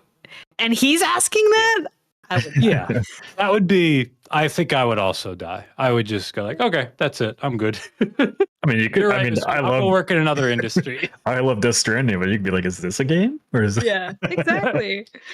No, that's what I was thinking of when I cringed. I was like, "Oh my God." Sure. Yeah. No, I know what you mean. But Speaking of, anyway, that's what you're talking about. The softness reminded me of that. Speaking of pitches, Tina, I think you have a fun thing for us to do. Yes. So, Lianne, at the end of every podcast, we like to be creative and silly. So we have something called the Improv game pitch. It was inspired by Double Fine's Amnesia Fortnite documentary, where anyone in their studio can stand up in front of the whole team and say, "Here's the game idea I have." It can be as detailed or as lack of detail as they want, but they have to get people to buy in. So in this instance, we're just going to assume we're all bought into the idea, but we can flesh it out. So if you don't like the idea, run with it in a completely different direction. We're just here to like spitball a game. So you are now our executive producer. Yeah, you can comment on how awful the scope will be on this. Yeah, careful with sharing your creative feedback. No. I want to hear Lianne's creative feedback. That was a solid callback. Yeah, we can just remove you from the podcast if we don't like it. So, Eric, do you have the photo? And I'll walk through. Okay. Yeah. So Halloween's coming up, and we want to come out with a game in the next 7 days. Maybe it'll be a mobile game. I don't know. Maybe a web browser game. Where you can customize your pumpkin. Okay. So you're going to have a billion different ways to customize your pumpkin. And we're going to have contests online so people can vote on what they like and don't like. And do you want to tell people who can't see right now what we're looking at picture-wise? Oh, yes. Just a little bit of context. Yeah. So Eric found a photo of a pumpkin that's a blue Santa Claus. It looks like there's a snowman in the middle. There's a honey pot, like Winnie the Pooh's honey pot. Oh yeah, so there's a lot of There's a lot of intellectual property being stolen for a video game. This So one just maybe- says Fortnite on it. I think we're gonna get sued, guys. I don't think we should make this. YOLO. If we say it's created, like open it up to creative content or creator content, maybe we can get away with it. Oh, what is Say it's that? parody. There's an M&M one. So It's an yeah, M&M I don't know if people will be interested if we don't steal IP. I don't know how to get around that. Yeah. I think for pumpkins we need IP because we have to be able to sell skins. Mhm. Well, not necessarily. Oh, Hold on. skins. I think we need to pivot this project. Okay. Have you guys played Tiny Glade? Or I think it's called Tiny Glade, right? Yeah, I think I've seen screenshots from it. Yeah, but I haven't everybody's played seen it. screenshots. Okay. I think Fair. there's a market. I think there, and Tina, let me know if I'm straying too far. Okay. Okay. I'm just kind of throwing it out there. But Sure. I think there's a bit of a market for cozy games, as we call them. Very vague 100%. genre, right? Like kind of like immersive Animal sim, a little bit Crossing, well-defined. kind of. Yeah, but just more casual, let's say like builder experiences like Tiny Glade. I wonder if you could do something like that with pumpkins. I'm picturing an art style like James and the Giant Peach, where it's not stop motion, but something like stop motion. I think. But you have a pumpkin, you're manipulating things on the pumpkin, like you've got an editor for it. Yeah, because they're attractive fixtures in front of homes, right? They're very like they're like furniture in a sense. We use pumpkins like furniture. What if it was like Tiny Glade with pumpkins? That could be our little tagline to the VCs when we go to pitch to them. Then we show them a stat, say like, look how much money Tiny Glade made. And they go, interesting. That's my suggested pivot. What do you think? I'm going to pivot as the business guy. Anything simulator is in right now. So is it? pumpkin carving simulator. And you have to go in and Shouldn't you be the pumpkin? I think if you want it to be unique, you need to be the pumpkin. Yeah, let's reverse this then. Let's be pumpkin carving simulator, but it's the pumpkin carving a human. It's simulator horror, the world's first simulator horror. I'm getting some surgeon simulator vibes. Yeah. You just take the scalpel, like find a guy with a big belly, starts carving out what you want. So you're gonna need some gore gooping tech. out the Really good gooping out gore the tech. intestines and all that stuff. I don't know what the seeds would be in a person. Are we going stylized testicles, Nick. or are we going realistic with this? Oh my god. Well, we got to be inclusive. All right, let's stylized. Stylized or realistic? Mhm. Okay, I think it needs to be stylized. Well, no, it's a simulator game. Yeah, people We'll want do that stylized realistic simulator Unreal Engine games. 5 graphics now. Look, yeah, I think we could go either way. I think is the point. Like a lot of sim games are realistic because they're simulator games, but also there's more and more that are stylized. So I think we could go either way. I think we it go comes down to our stylized budget. because then we can be on more platforms, right? And that's Okay. better for us because it's harder to go Okay. on the Switch. Yeah, if you you're want going to be super on the realistic. But we could also shitty be PCs. Yeah. Laura It could Min's also tech be is very important. one of the only adult rated only games on the market. Wait, what's the adult rated game on the market? What'd you say? No, I said we could be one of the only AO games on the market.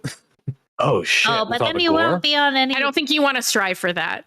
No. But it would, Yeah. it would I don't- really excite a certain audience. They're not. They're audience. unless they're like Jay.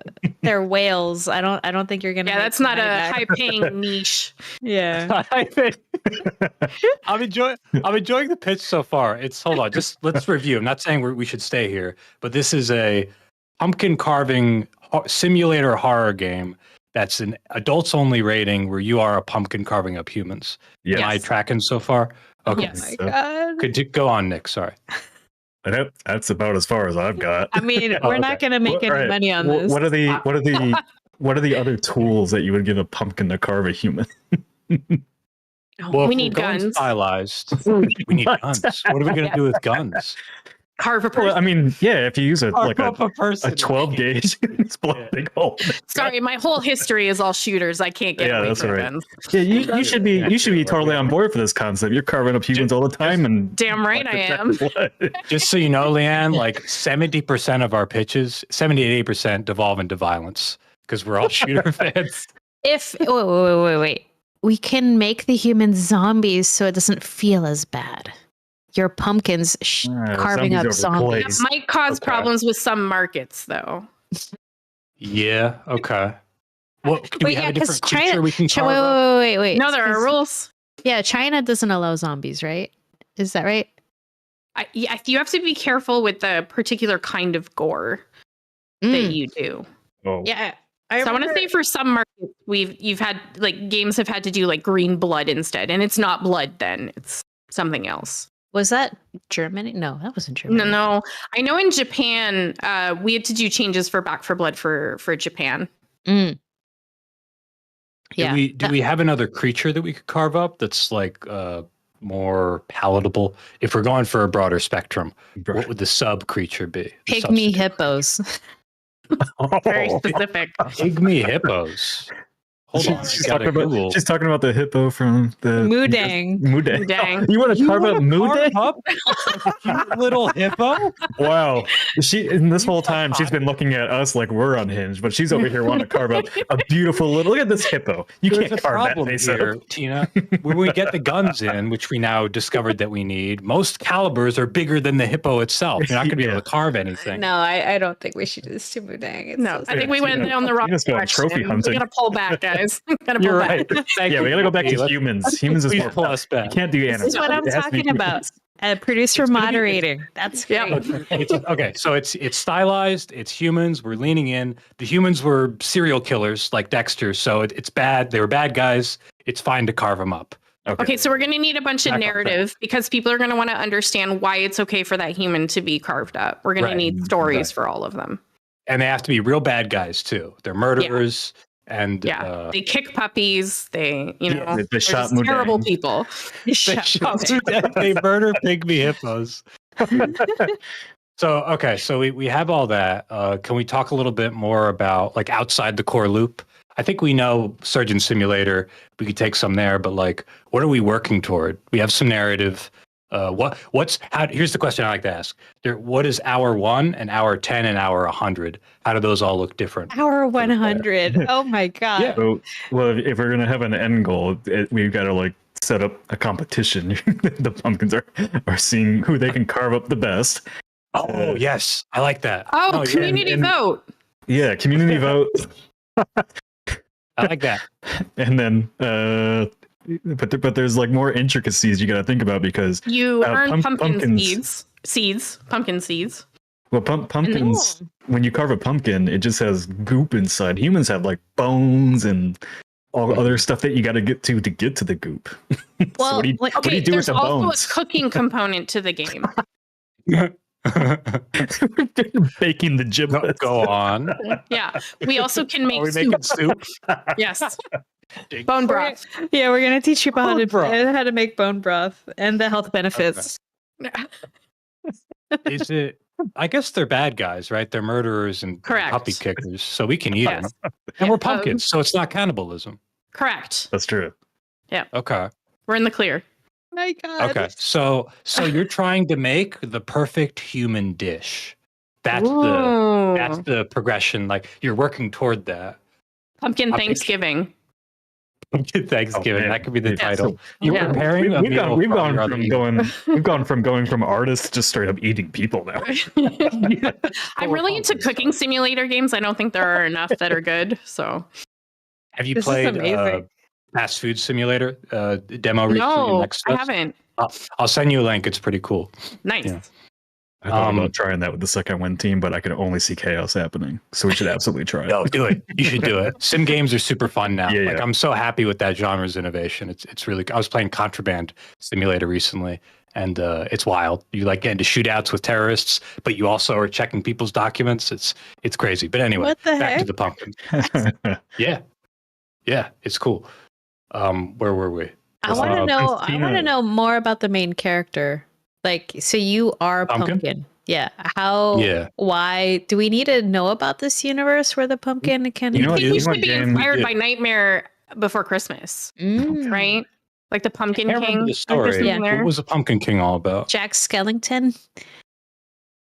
But He's he had the a king of Halloween Town. Yeah. Okay. And he gets interested in Christmas, and they kidnap Santa Claus so he can be Santa Claus. I only know this because my 3-year-old has watched Nightmare Before Christmas like 50 times. Yeah, the little kids are really into it. Her favorite character is the mayor. Oh wow. Okay. Mm-hmm. So is he? So there needs to be a narrative. I'm saying he. I don't mean to gender the pumpkin. The pumpkin could just be whoever you choose. Your pumpkin. You customize Her name is Rachel. Okay. Rachel the pumpkin. Rachel the righteous Hurricane. pumpkin killer. Now I'm starting to think we're making Pumpkin Wick. It's Pumpkin Wick comes onto the scene because somebody shot Mudang. But why? But why does Pumpkin Wick have to make a delicious soup? He's got to feed She has to feed her Rachel. She has to feed her new hippo baby because they killed Mudang. Is that the story? It's just that we're just making a soup now, and that's the end goal. And that's I really like the soup. Ending. I'm a fan of the because again, like think of it from a design perspective, guys. We have to be working towards something. So what are we doing with all these human bones? What are we doing with all these entrails? We have to create something with all of them, and we have to do a lot of killing to get to that point, right? That's why the soup works. That's what I'm saying. But I like the vengeance idea. I just wonder, like, why cooking? Why would that be the end? Maybe because you're gonna feed the soup to another human. Whoa. The worst human, the real bad guy, the one who coordinated all the puppy kicking. We have to Mudang kicking. Mudang kicking. Yes. Okay, I like that. So it's about shit. Okay, so it's like a gang leader, and you're killing and cutting up and feeding him all his lieutenants. Right. Yeah. And all these other people. And you start low and work high. Exactly. Yeah. And then you have to find his family. It's a little members. Bit of mercenaries, you know? Right. You start with them. God. I was thinking the more you feed the gang leader, the more inflated he gets, and then you have more room to carve him. Oh shit. This is a good horror game. I like this. I like how gory it's becoming. I love my head. Keep it like this. You're our protagonist now. Yeah. You're Rachel. My name's Rachel. You don't respect me. Okay. Wait. We got to talk about Rachel's last name because it has to be something pumpkin related. What's Rachel's last name? Gordito. Yeah. Gordita. Rachel. What's the gourd? Like a gourd. Gourd. Rachel. Rachel Seed. Rachel Seed. Oh, that's good. Seed, a badass name. Rachel Lantern. Rachel Lantern. Okay. So I'm fascinated by the like very bland, ordinary name. Not to hate on any Rachels. I don't know any Rachels, but I mean, John Wick. His name is just John. Yeah, it's true. Yeah, right. The innocuous name I think lends to the gravitas of the story. Agreed. Sussy Guru 2000 in the chat gave us €5. Thank you. He says you can build a meat dragon to end the world in vengeance. Oh shit, I like that. That's cool.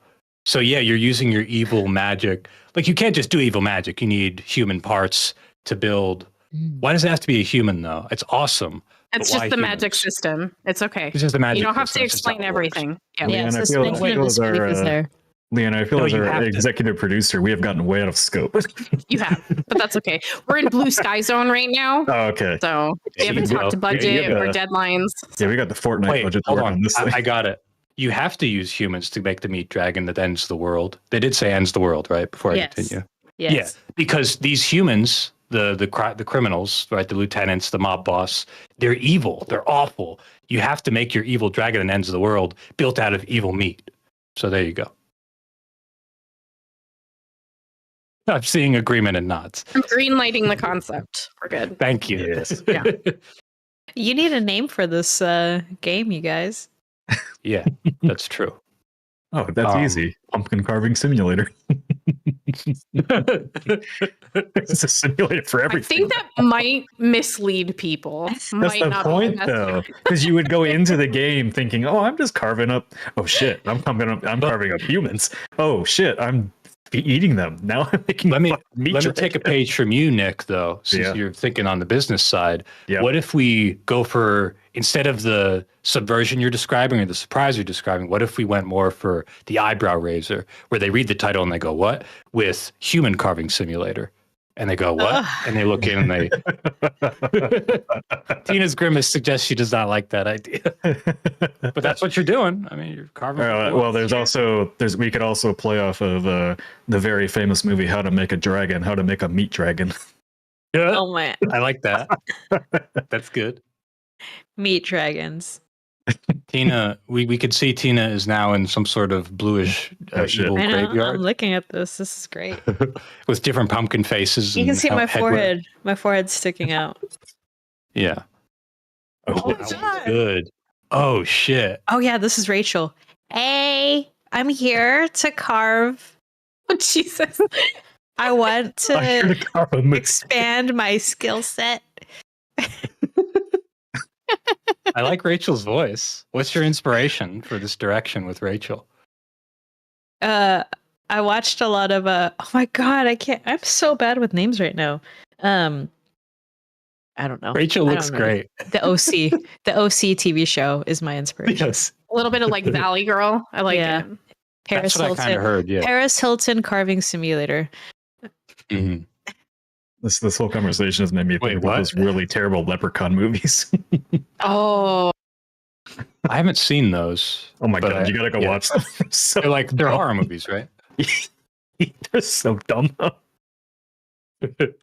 I do love how, like, with a sweet voice, you can sound so unhinged by saying something like, so I just need to carve up a bunch of humans and then I'm going to make a meat dragon and it's going to end everybody. And then we're gonna get Starbucks. Yeah. And then we're going to get fraps. That's a good contrast. I like it. Oh, here's wait, that was at, Carvest the Moon. teeth. I think we got to go with the teeth. yeah. Well, you That's just made me think about what you could use the meat for, since what Starbucks loves their pumpkin lattes. Just Oh my Oh, God. Jesus.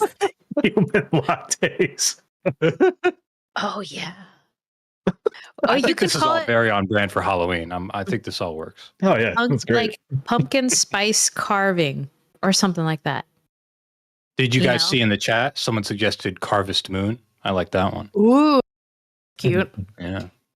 Yeah. Any others in the chat? Good name suggestions. Oh my god, this is amazing. I love that we started with, hey, let's just customize some pumpkins and steal some intellectual property to let's just murder people. Oh, geez. I mean, you brought me onto the podcast today. I set that in unhinged mode and within 10 seconds. That's amazing. That's a new record. We had to make it legally viable, you know? Here's Yeah. Eric just We did what we had to Photoshop. do. I made a quiet promise to myself of like, I'm going to try to do a non-violent one this time for this pitch. Oh, you brought me So here. I'm terribly that's part of sorry. why Tiny. No, this yeah, is right. amazing. I need to do with pumpkins, but I like this one much better. Yeah, we got 4 FPS players in this chat. Yeah, Mhm. right. Here's the Eric's assembling a great picture right now. Go ahead, Tina. Sorry. here's the fun question that every developer gets asked. How do you incorporate microtransactions into the site? You once I you're think once you're done yeah. carving them up, you get different hats and stuff for the humans to put on heads on your wall. You could do weapon skins. Yeah, It's tough. like Is this a single player game? bats. I feel like That's a this good feels question. single player to me. I I feel agree. like I feel like if we go multiplayer, we're gonna unintentionally create cults, and we shouldn't do that. That might be an ethically dubious area to go to. The problem I think with microtransactions in single player is like you can't show them off, right? That's So true. I'm trying But to you think could of like sell power in a single player game. Yeah, a photo. mode. okay, Yeah, that's true. Whoa, I'm like the Matrix. you are like the Matrix. Oh, Oh, no, you're what not. happened? Eric's a very good producer, but then he starts distracting you.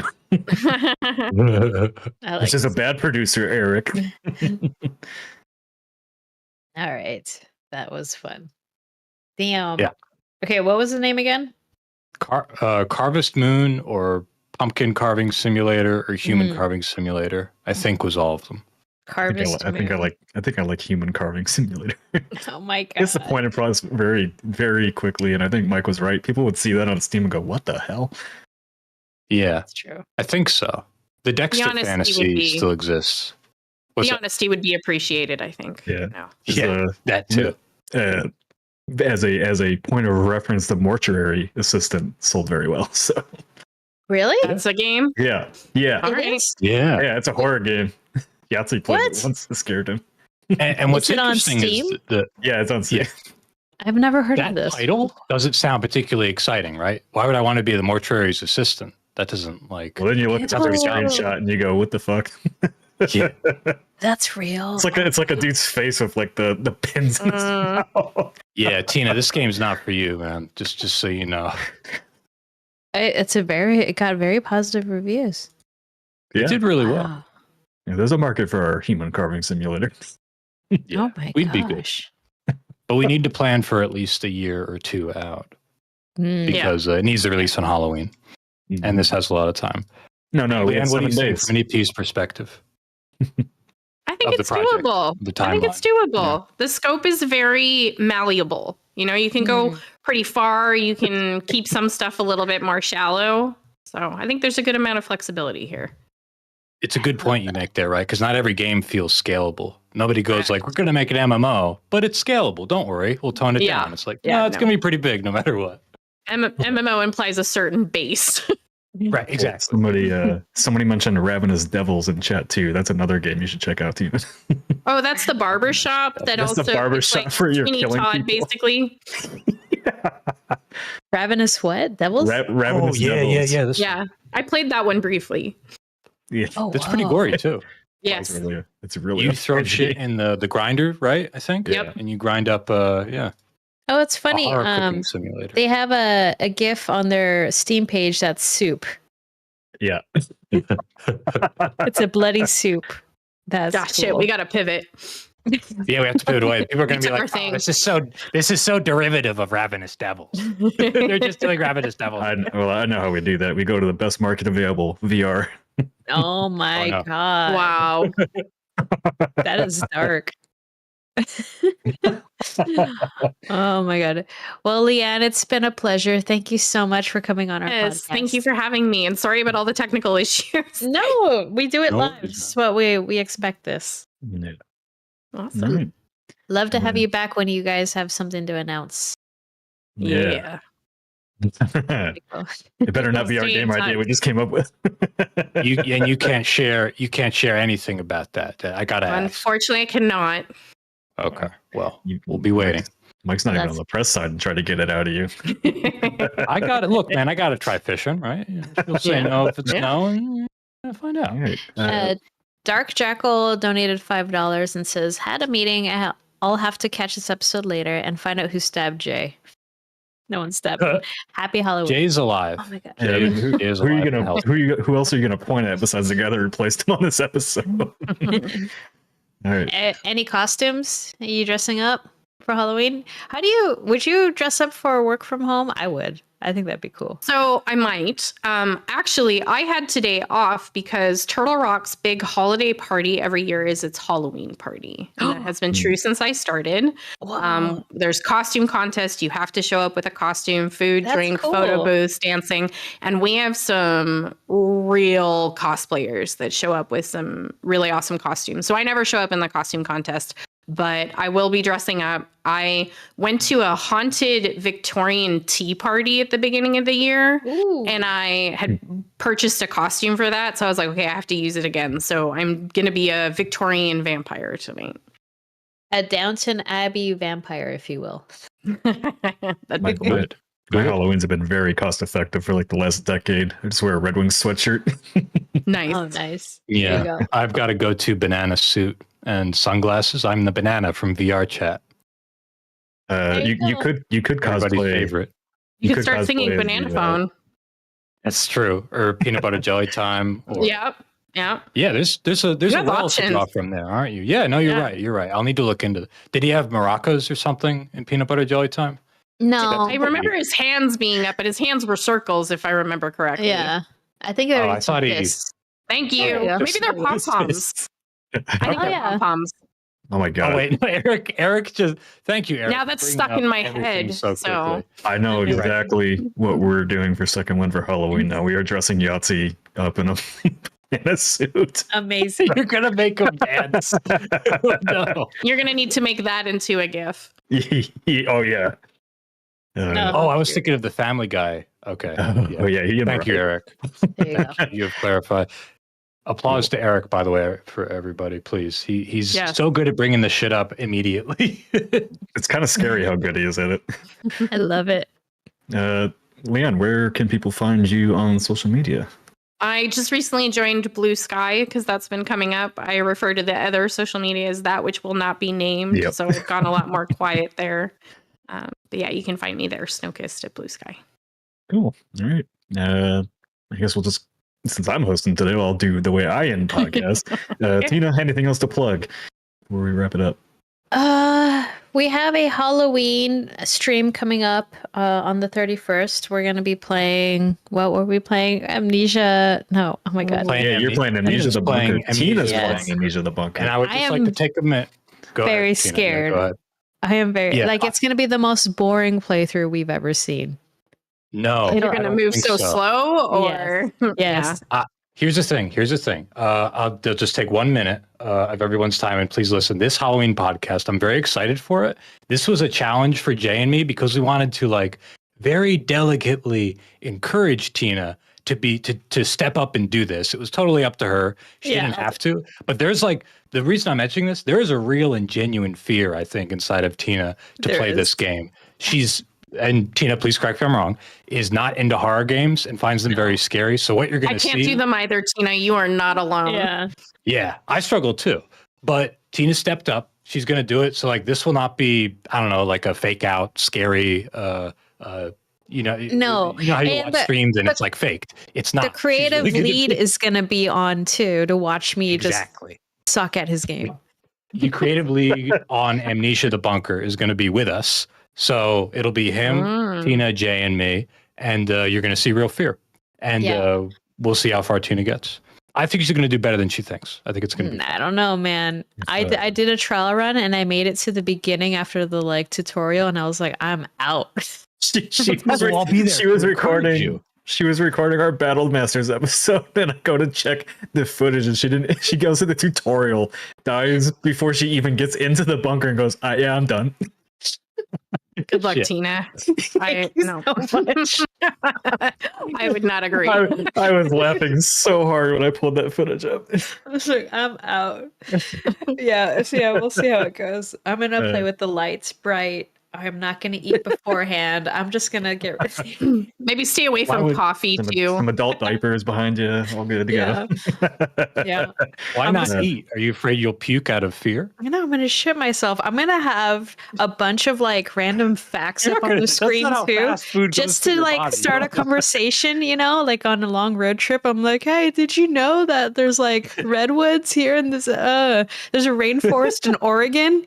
Just so there's something to talk about. Comfort topics, security topics for you to lower your anxiety. What's your favorite pizza topping? Mine's cheese. I was going to say cheese. Have you ever played that game, Cheese or Font? It's really fun. No, what's that? What's that? It shows names, and you have to choose whether it's the name of a font or the name of a cheese. Oh. It's actually quite difficult. Cool. Yeah. That does sound hard. There's another similar game, which is really fun, which is Computer Scientist or Serial Killer. There's a lot of similarities. My God. Hey, we need to play these on the stream. Thank you, Lianne. I'm going to. You're welcome. Serial killer. Tina, if you make it through Amnesia the Bunker, I'll have an even better horror game for you to play. All right, I'm down. Your reward for surviving is having to survive more. That's fucked up. Well, that's what I've had to do for the last 5 years. It's been my tradition every year on the Escapist. They make me play through entire horror games in one night. God. But the only one I haven't been able to finish is Visage. Visage. I don't even want to try that. I'm not going to pick it up. Most creature games don't scare me. It's the games that put you in a very relatable environment, like a house. Yeah. And that gets under my skin, and Visage is the best game for that. Absolutely, that. No other game has made me feel as uncomfortable as that game. Oh man! If this goes well, we can do Phasmophobia or Forewarned or Lethal Company, Tina. I think it's we'll get Tina to play Phasmophobia. You're gonna have to define what well means. if the community is laughing, then it's going well. All right, fine. That's fine. I'll do it for the people, for the children. That's very magnanimous. Thank you, Tina. And the outside makes fun of me. Yeah. All right. Mikey, anything else to plug on your end? Nope, nothing on my end, man. Have a happy Halloween and come on out to the stream. All right. Well, thanks everybody for tuning in to this episode of Dev Heads featuring Lianne Papp. executive producer at Turtle Rock Studios. And if you aren't already, be sure to check out the Second Wind Patreon to support the show. And of course, you can find DevHeads on all your favorite audio platforms like Spotify and Apple Podcasts. I guess we'll see you next time, and Jay should be back next time. If he's not, then he probably got murdered by a badger or something. Or a pumpkin. He's getting carved Oh, up. thank pumpkin. you. He got carved up by a pumpkin. Yeah. By Rachel. Okay. Rachel. I forget her last name. Gord. One of the good last names we thought Rachel Gord. Thank All you, right. Rachel Gord. Yeah. Thank you. Now I know Okay. why Batman screams Rachel. Rachel!